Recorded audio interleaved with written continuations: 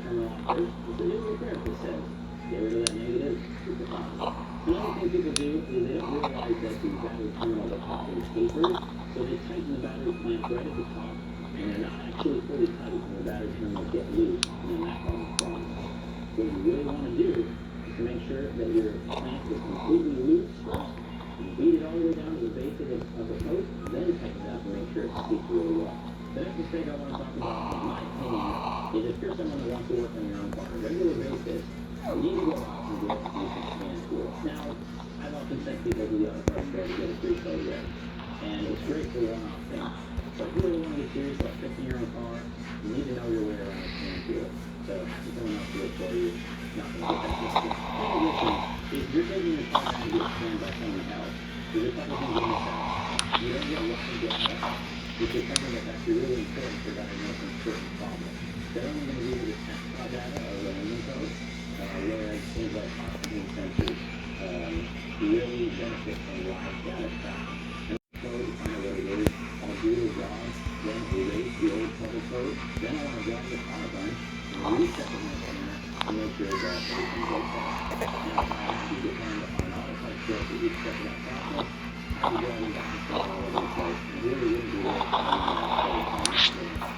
Now, you don't have to spend a ton of money to get a decent scanner. Just make sure it's got that live data. Fixing the elements of your steering and suspension on your car is super common as a mechanic. The mistake I see is people replace these components and don't realize they need to get the car aligned properly. And this can lead to dangerous drivability issues and at the very least prematurely wearing out tires, which can be really expensive. So the common culprits that people would work on that would affect their alignment are lower control arms, sometimes upper control arms, outer tie rods, and inner tie rods. And these all have adjustments on them that allow you to pick how your tires are pointed or tilted. So as you can imagine, if that gets really out of whack, you go down the highway and your car is actively trying to pull you off the side of the road, or when you're braking and brakes really uneven. So that's why it's really important that your car is aligned properly. Now, this doesn't mean you can't work on your own suspension or steering. It just means you can mark the components really well before you take them apart, so that when you put things all back together, you can actually get really close to where your alignment was before. We made a really good video on replacing your tire